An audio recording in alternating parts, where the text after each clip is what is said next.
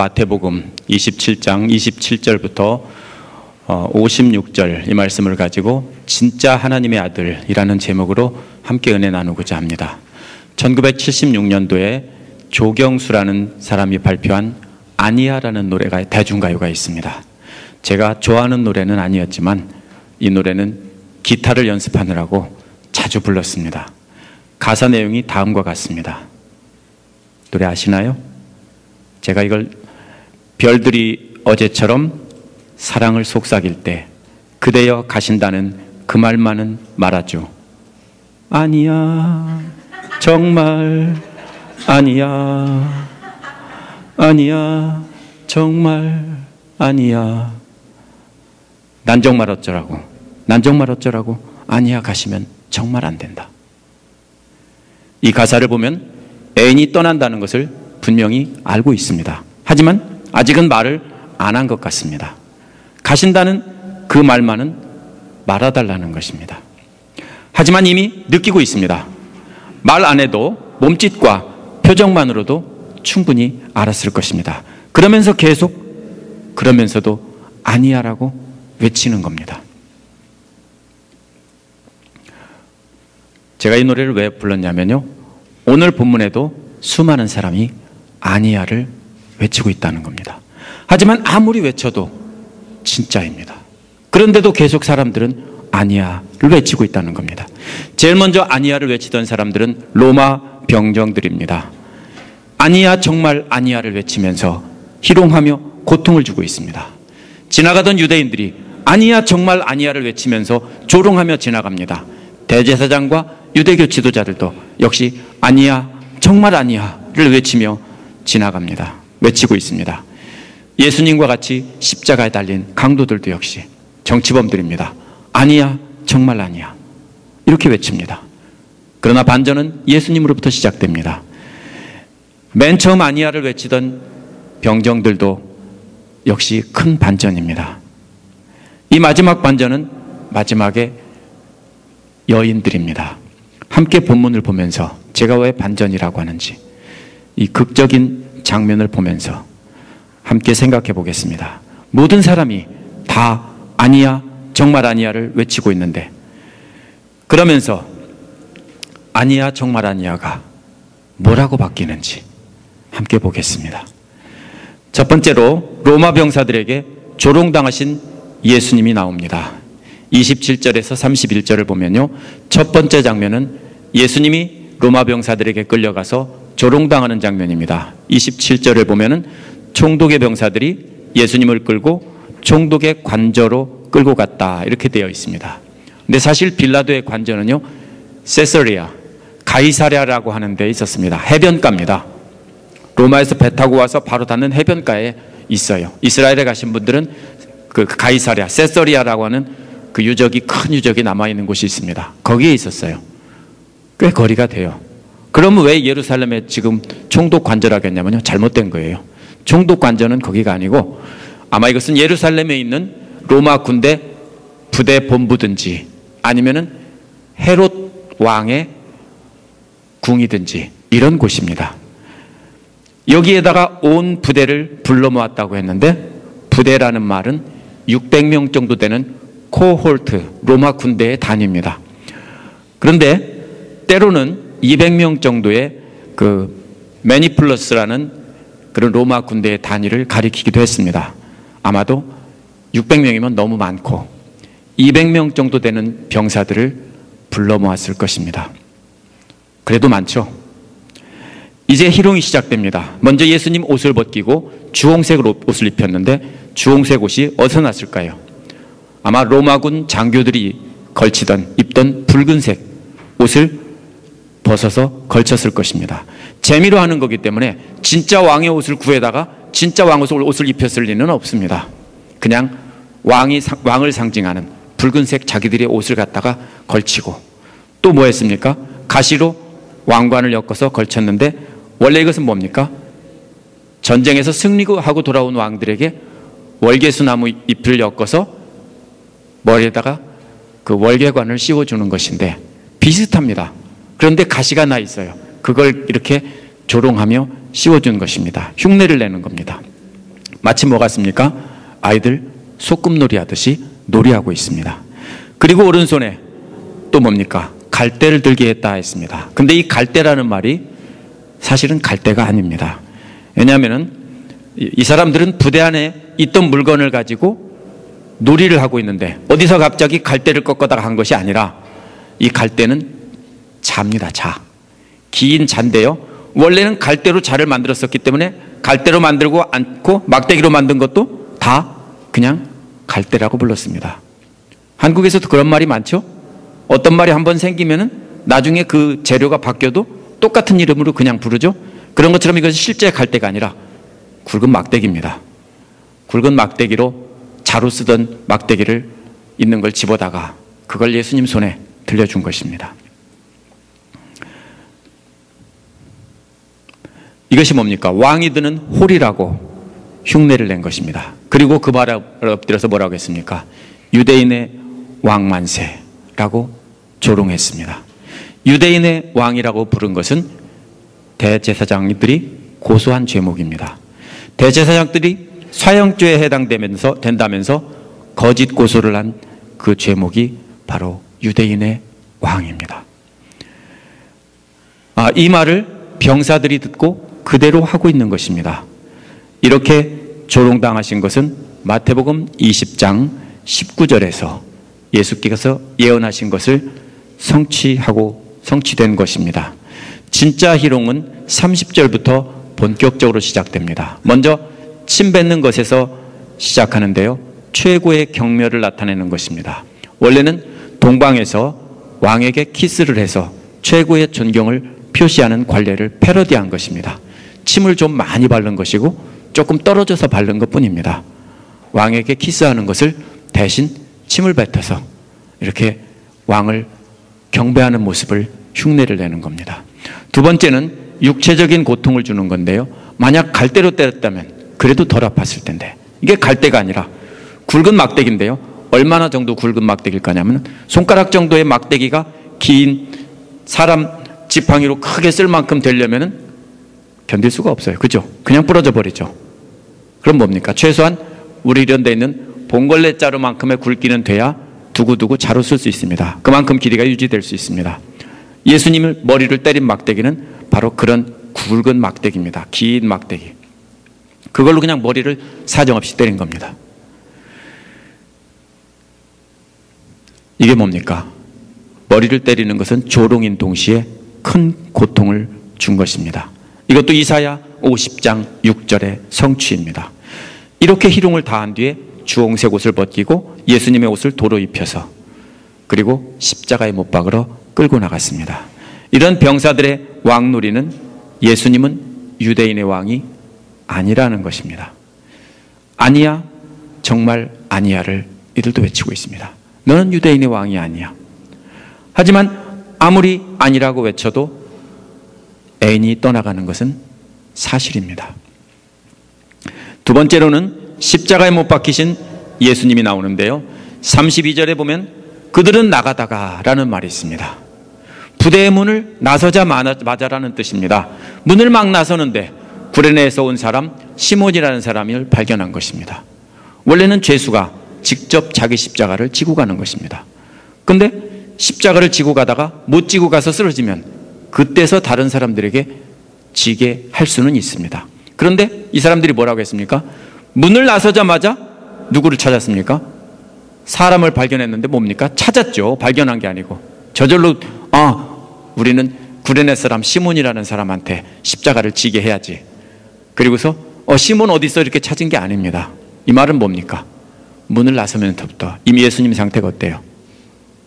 몸을 가눌 수도 없을 만큼 이미 만신창이가 되어 있었다는 거예요. 그러니까 뭡니까? 문을 나서자마자 처음부터 뭘 찾았어요? 십자가를 대신 질 사람을 찾았어요. 그 사람이 바로 구레네 시몬입니다. 왕도 아닌데 왕이라고 했다며 희롱하며 사정없이 때려서 그렇게 만든 것입니다. 그들은 골고다 해골의 곳이라는 곳에 이르러서 쓸개를 탄 포도주를 예수님께 마시게 했습니다. 이 쓸개를 탄 포도주라는 것은 실제로 쓸개를 탔을 가능성은 매우 적습니다. 마가복음에 보면 몰약이라고 되어 있는데요. 일종의 마약입니다. 시편 69편 21절에서 쓸개를 탄 포도주라고 나와 있기 때문에 그 시편을 인용하면서 그대로 마태는 구약의 성취다 하면서 그것을 그대로 썼습니다. 쓴맛이 나는 건 마찬가지이기 때문입니다. 그렇지만은 이것은 쓸개라기보다는 그 몰약이라고 하는 마약 성분의 약초를 거기에 타서 그렇게 해서 예수님한테 준 것입니다. 그러면은 왜 그렇게 했을까요? 이것이 자비일까요? 아니면 계속 조롱일까요? 많은 경우에 자비라고 해석을 합니다. 그런데 시편 69편 21절의 분위기를 보면 분명히 조롱입니다. 계속해서 조롱하는 겁니다. 왜 조롱입니까? 많은 사람들이 자비라고 하는데요. 계속 조롱하던 사람들이 갑자기 너무 불쌍하니까 자비를 베풀어 주자 하고 줬을까요? 그게 아닙니다.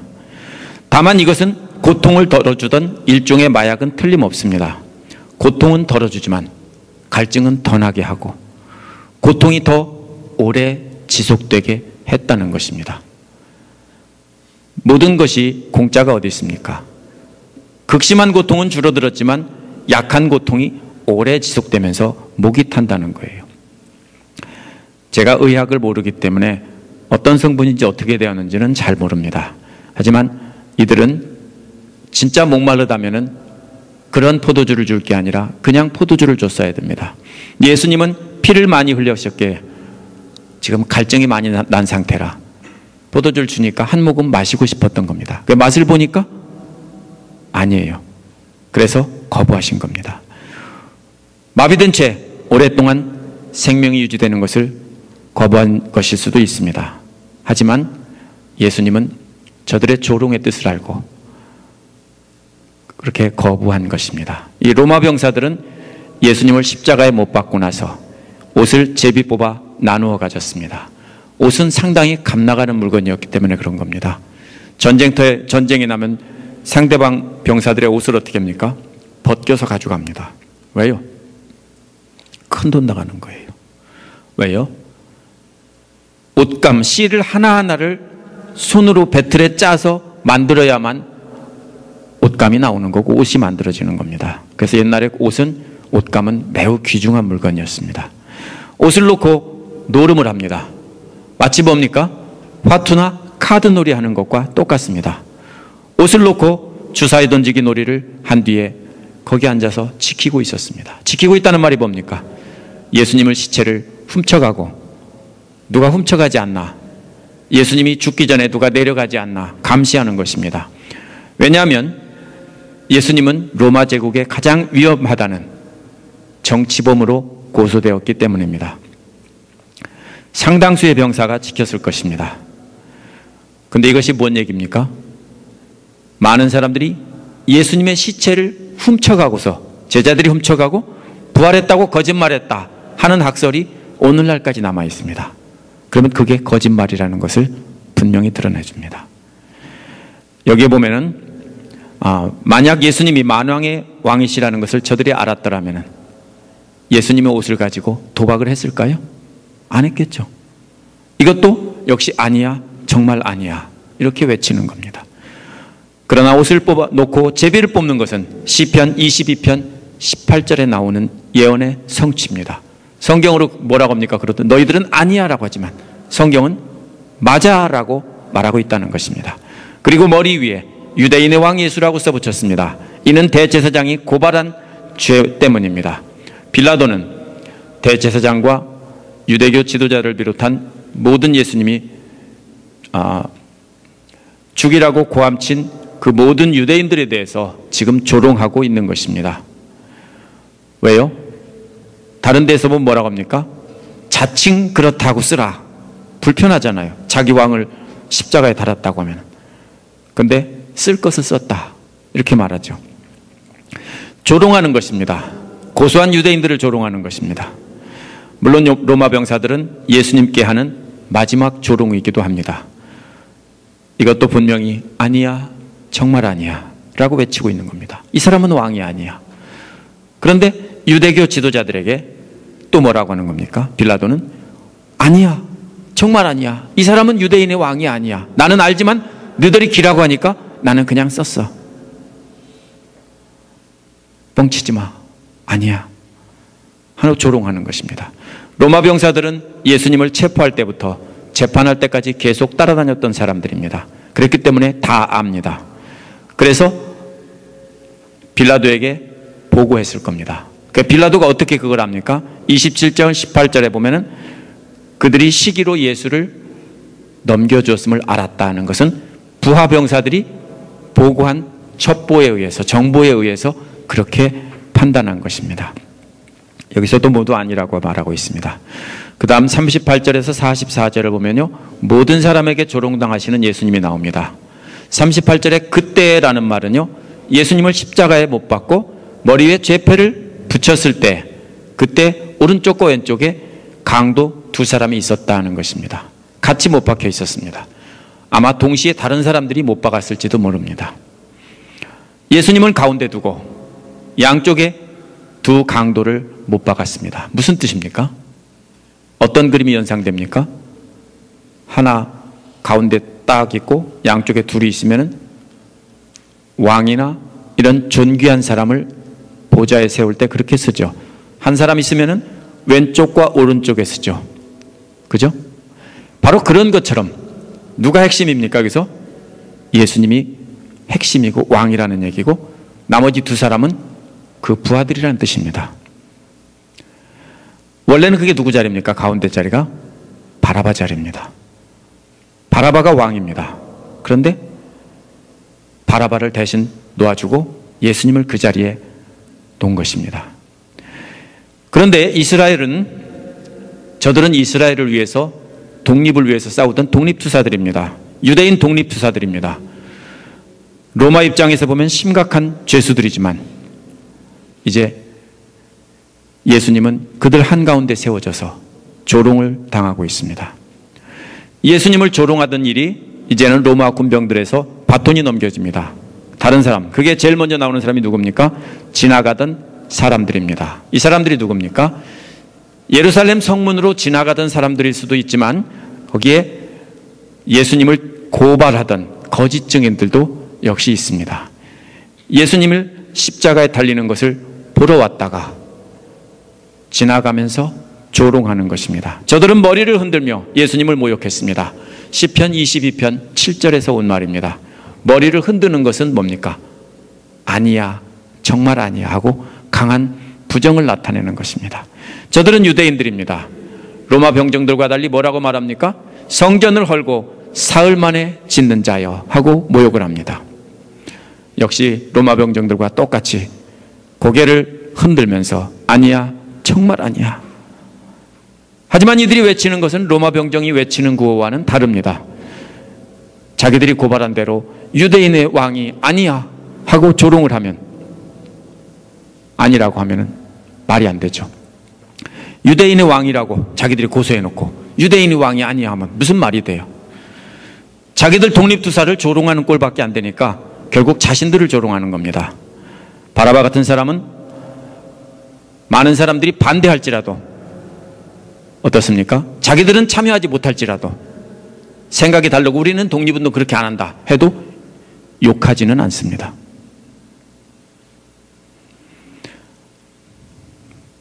그러므로 이들이 말한 것은 왕이라고 한 것이 아니라 하나님의 아들이 아니야, 이렇게 말을 바꿨습니다.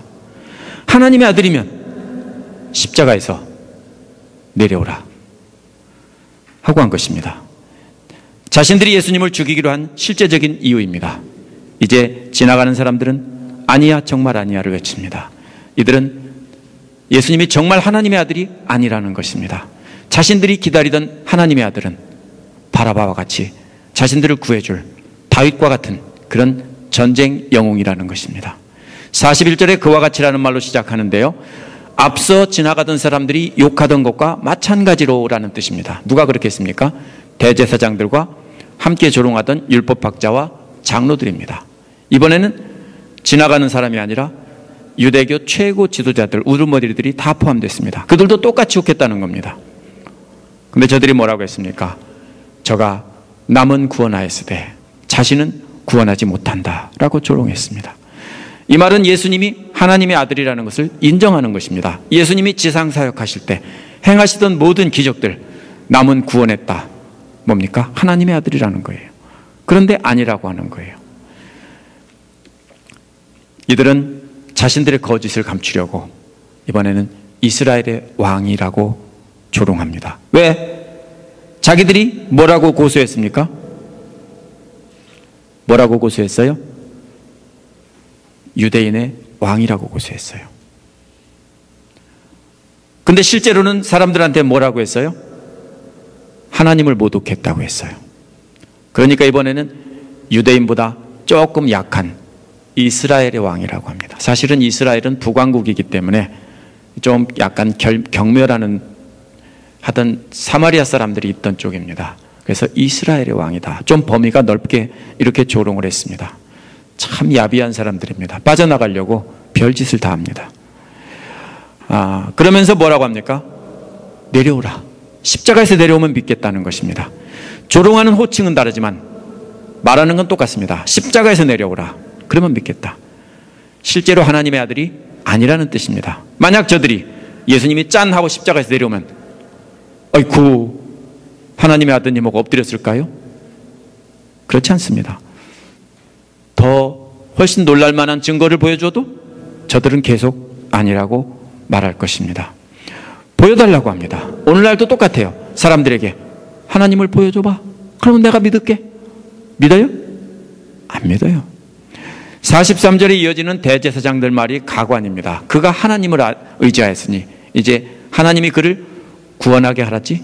이게 뭐냐면요, 명령형이에요. 근데 3인칭 명령이기 때문에 하나님께 구원하게 하라는 말이에요. 저가 하나님을 의지하게 했으니 하나님께 구원하게 시켜라, 이런 말이에요. 누굴 조롱하는 겁니까? 이제는 하나님까지 조롱하는 거예요. 저가 하나님을 의지했으니, 그 말을 빼면 완전한 신성모독입니다. 이들은 하나님까지 들먹거리면서 아니야, 정말 아니야를 고래고래 지르고 있습니다. 44절에 보면 예수님과 함께 십자가에 달려있던 강도들도 마찬가지로 조롱했다고 했습니다. 왜 두 강도가 나왔나 했더니 이들도 조롱하러 등장했습니다. 대제사장을 비롯해서 유대교 지도자들, 강도들에 이르기까지. 무슨 소리입니까? 지나가는 사람까지 온 백성이 다 예수님을 조롱하며 아니라고 했다는 겁니다. 로마에 빌붙어서 권세를 누리던 제사장들이나 또 로마에 직접 항거에서 싸우던 그런 사람들이나 모두 다 같이 한 목소리로 아니야, 정말 아니야, 합창을 하면서 모두가 다 예수님을 조롱하고 있는 것입니다. 이 조롱에 어떻게 변합니까? 마지막 예수님의 말씀에 의해서 완전히 반전이 됩니다. 네 번째로는 숨을 거두시는 장면입니다. 개역에는 제6시라고 되어 있는데 오늘날 시각으로 바꾸면 낮 12시입니다. 햇볕이 가장 강한 시각. 그 시각에 해가 갑자기 어두워지고 하늘이 캄캄해졌습니다. 그런데 이것은 단순히 구름이 많이 낀 얘기가 아닙니다. 그 어둠이 또 3시간이나 계속됐다고 했습니다. 또 일식이 있었던 것도 아닙니다. 일식이 3시간까지 지속되지는 않죠. 이것은 하나님이 개입하신 이적이 아니면 있을 수 없는 일입니다. 이 3시경에 예수님은 뭐라고 했습니까? 엘리 엘리 라마 사박다니 하고 말씀하셨습니다. 이는 나의 하나님 어찌하여 나를 버리셨습니까? 하는 뜻입니다. 이것은 절망에서 외치는 소리가 아닙니다. 이걸 가지고 뭐라고 해석하냐면 예수님이 절망했고 예수님은 하나님한테 버림받았다. 그래서 예수님이 어째서 버렸냐? 이렇게 주장하는 신학자들이 있어요. 그렇지 않습니다. 이것은 뭡니까? 시편 21편에서 1절에서 온 말입니다. 예수님이 하나님이 버리셨기 때문에 낙심해서 나의 하나님 하는 소리가 아닙니다.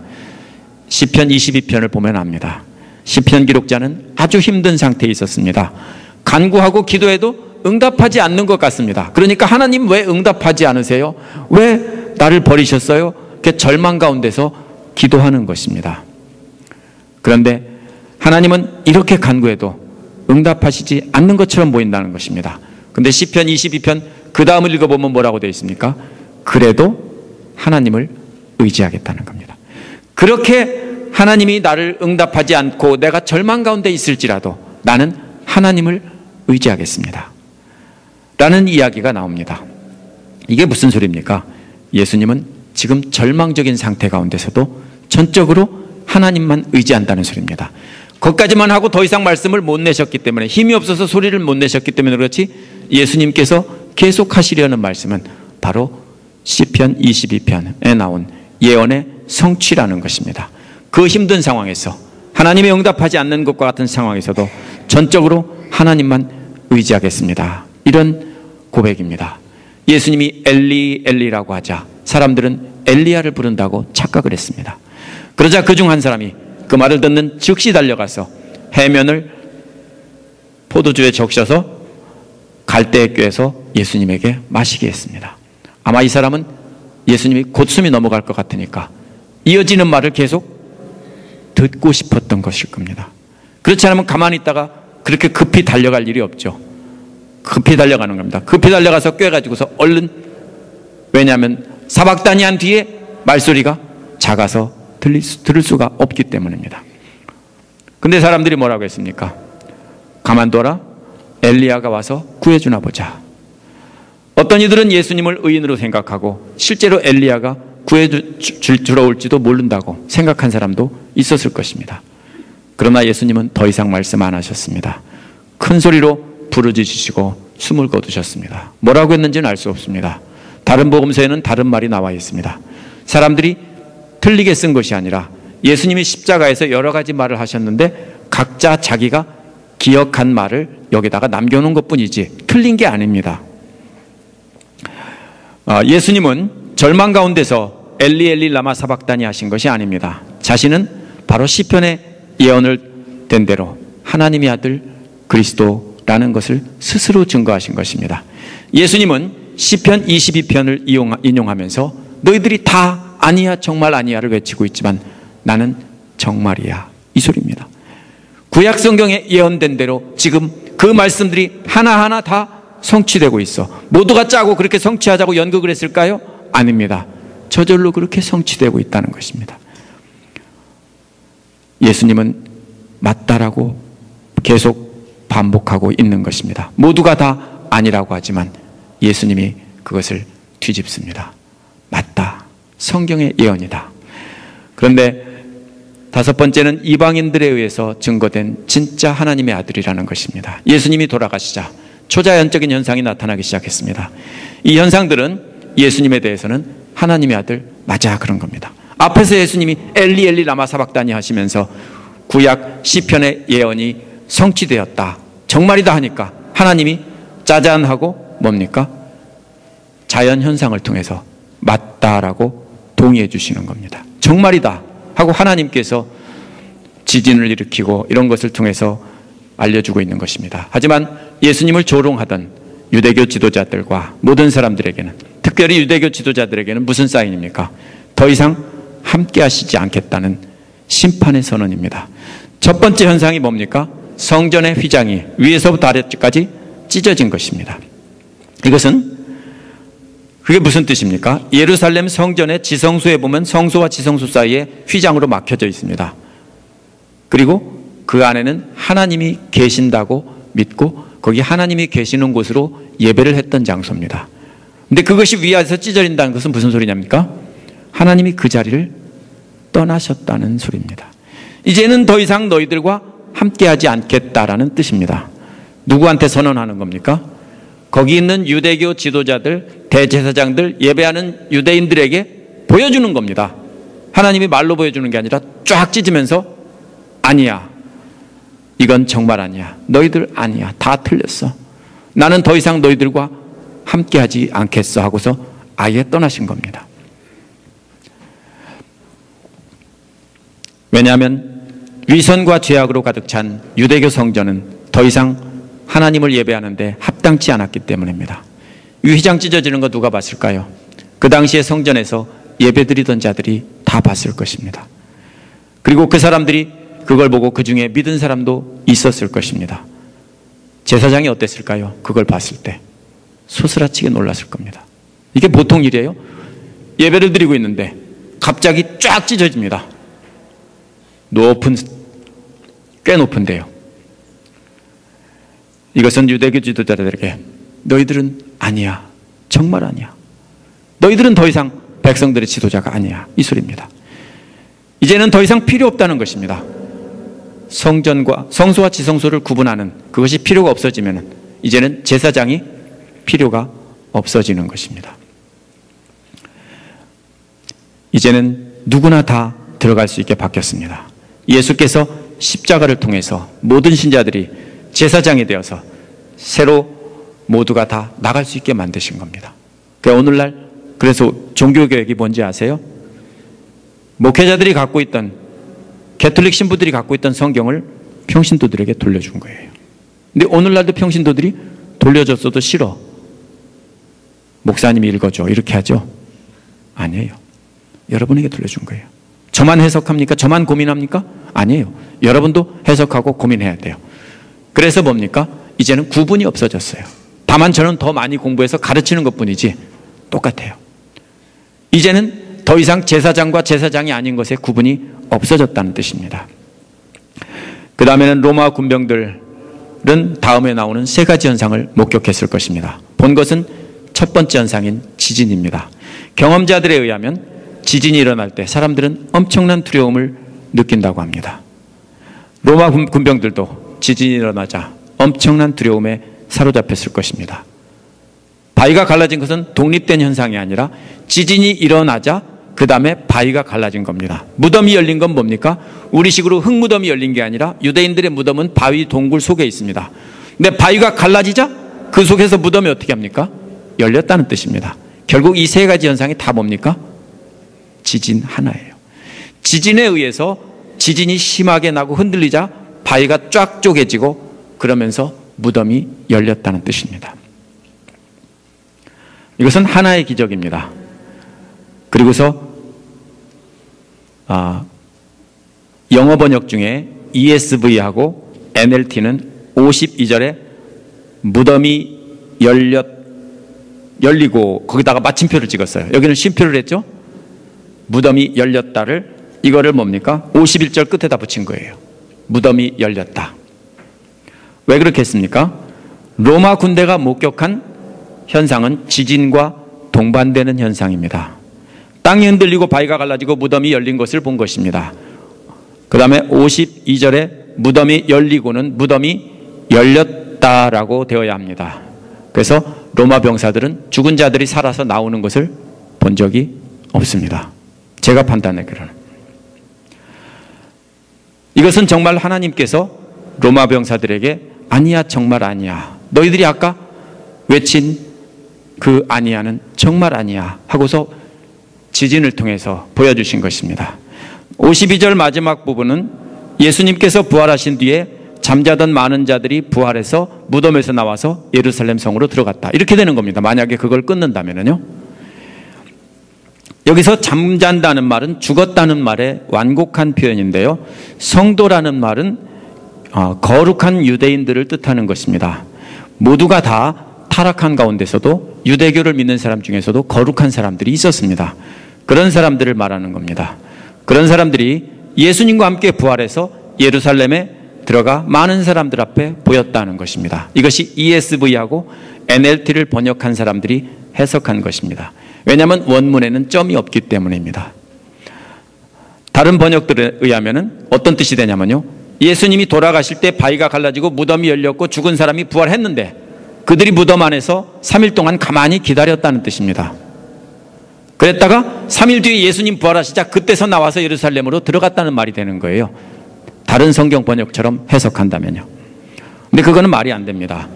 죽은 자들에 대한 부활의 증언은 대제사장들과 그 가문 사람들에게는 심각한 위협입니다. 저들은 부활이 없다라고 주장했기 때문입니다.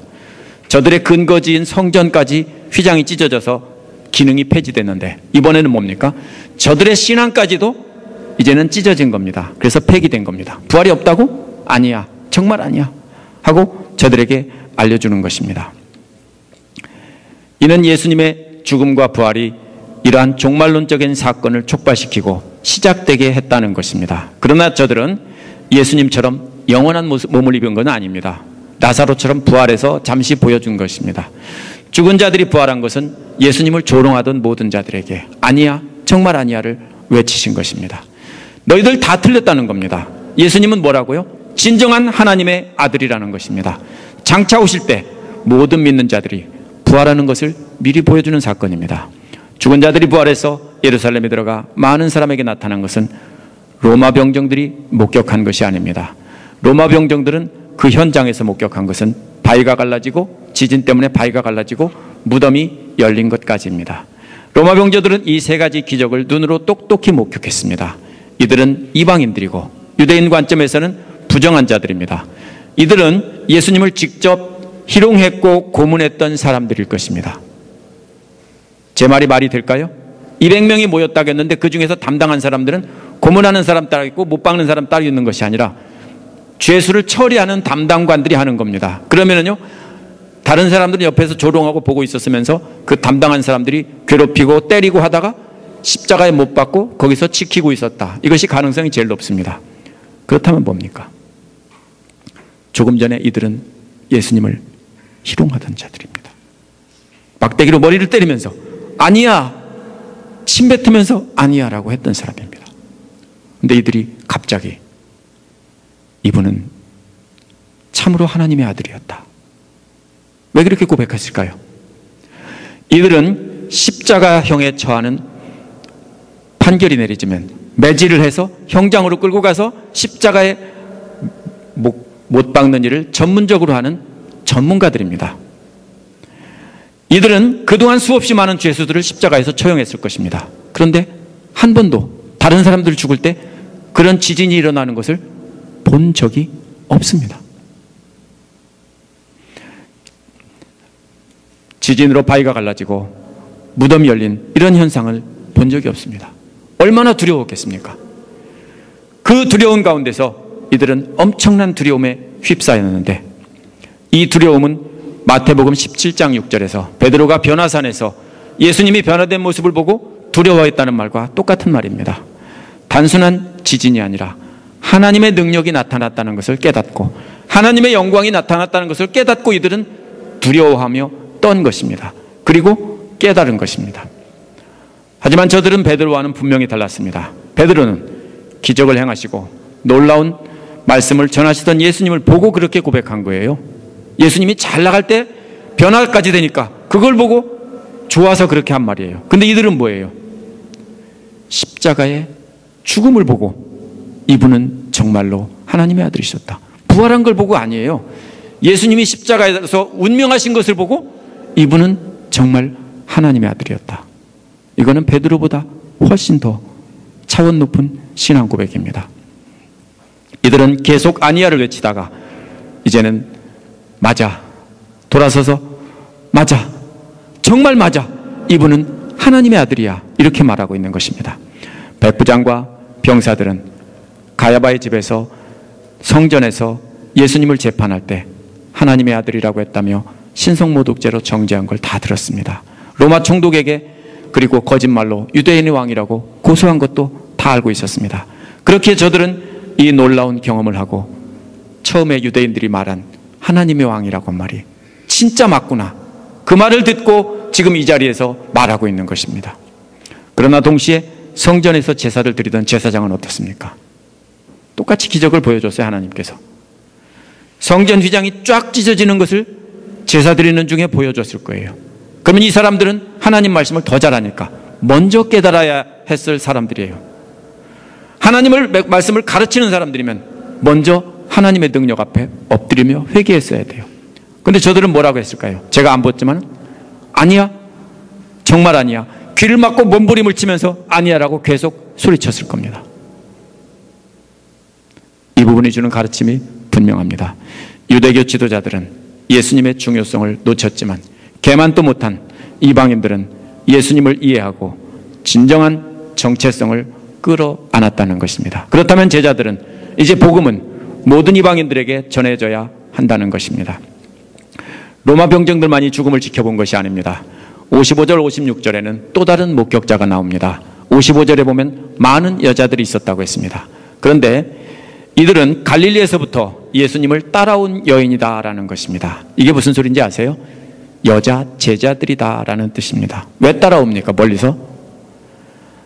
이 사람들은 그냥 따라온 게 아니라 예수님으로부터 은혜 받고 치료받고 예수님 말씀이 좋아서 따라온 거예요. 여러분 같으면 그렇게 하지 않겠어요?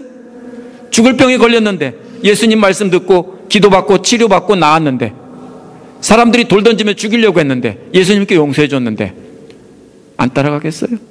따라가겠죠. 그렇게 따라온 사람들이에요. 근데 그 사람들이 많았다는 거예요. 다 제자들이에요. 근데 여자들은 카운트하지 않기 때문에 제자 이름 속에 안 들어가는 거예요. 저들은 비공식적인 제자들이에요. 그런데 이들이 예수님으로부터 배운 이들이 예수님의 죽으심의 증인이었다는 겁니다. 그런데 3명의 여자만 소개하는데요, 그 중에 이 3사람이 핵심 인물이었다는 겁니다. 12명의 제자 가운데서도 3사람을 소개할 때가 많죠. 베드로, 야고보, 요한, 핵심 인물이라는 거예요. 이제 이 여자 3명은 핵심 여제자라는 뜻입니다. 멀리서 보고 있었다라고 했는데 멀리가 뭡니까? 로마 군병들이 쳐놓은, 오늘날로 말하면 폴리스 라인 바깥에 서 있었다는 뜻이지 까마득하게 멀리 서 있다는 뜻이 아니에요. 폴리스 라인을 쳐놓고서 못 들어오게 했을 겁니다. 그러면은 그 범위 밖에서 지켜보고 있었다는 뜻입니다. 남자들은 다 도망갔는데 여자들 셋만이 아니라 많은 여자들이 있었다는 거예요. 남자들은 다 배신 때렸는데 여자들은 배신하지 않고 끝까지 지켜보고 있었다는 겁니다. 여자가 용감해서 그럴까요? 여자들은 그렇죠. 그렇게 말하고 싶죠. 여자들이 참 독해요. 여자들이 강해요.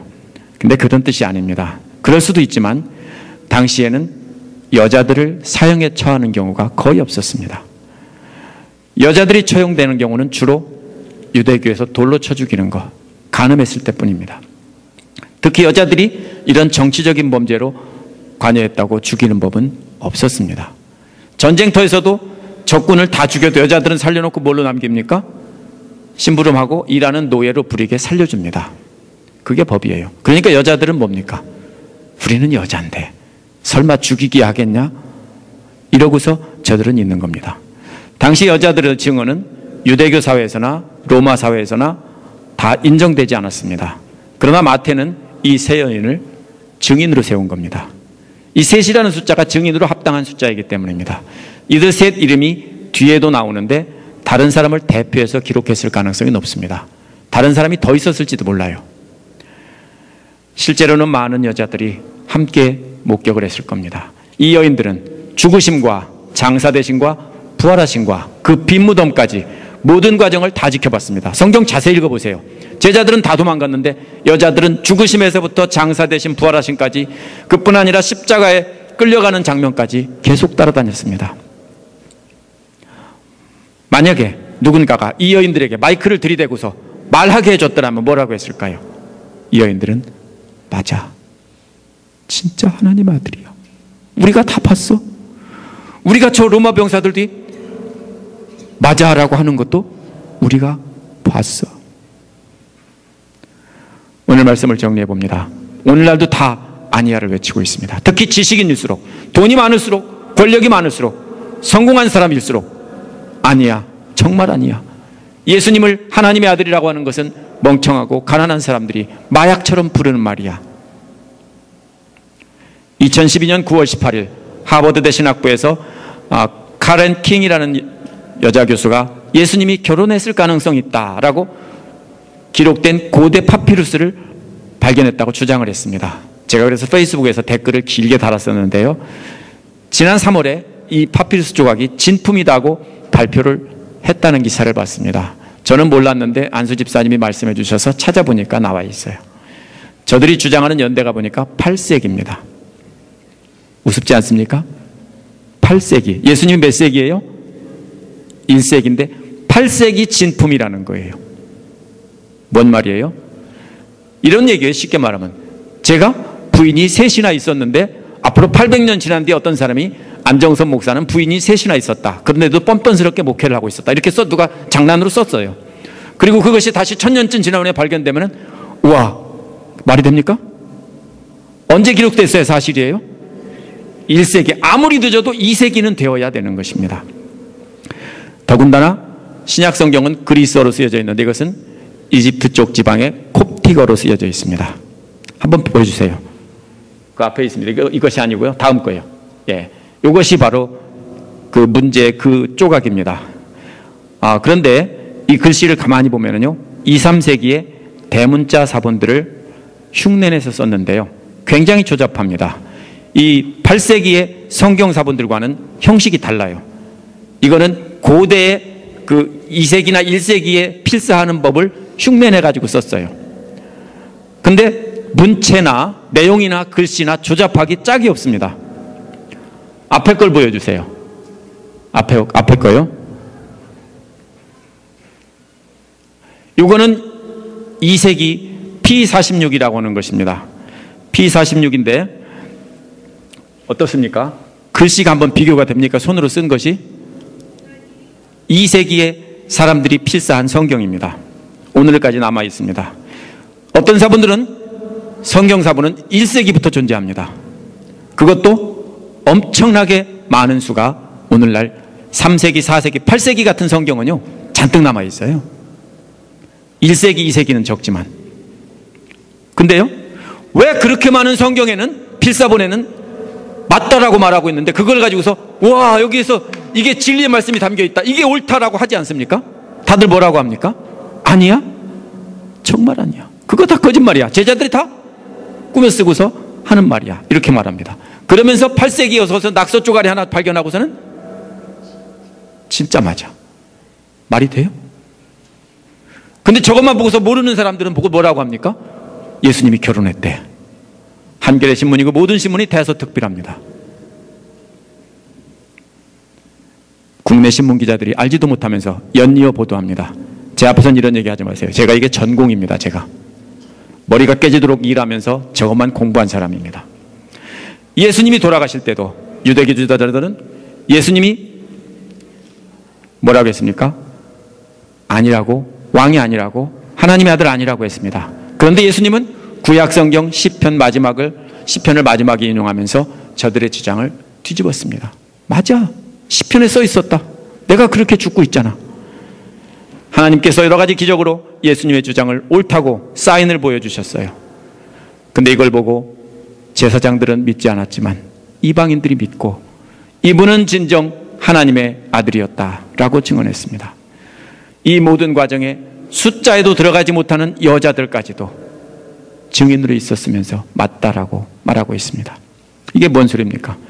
오늘날 많은 사람들이 예수님은 하나님의 아들이 아니야, 증거는 계속해서 보여주고 있는데도 끝까지 아니야라고 소리를 꽥꽥 지릅니다.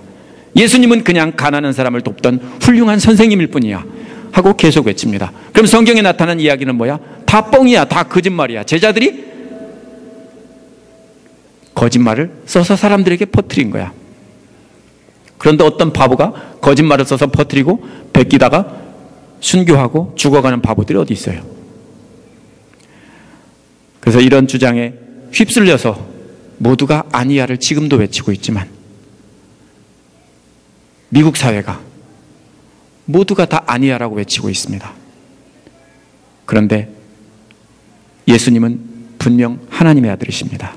성경이 증언하고 있고 이방인들과 여자들에 의해서 증거되고 있습니다. 그토록 아니야를 주장하는 사람들은 예수님 다시 오실 때 맞네, 우리가 틀렸는게벼 하면 이미 때는 늦었습니다. 누가 뭐라고 해도 예수님은 하나님의 아들입니다. 그분은 진짜 하나님의 아들이십니다. 기도하겠습니다.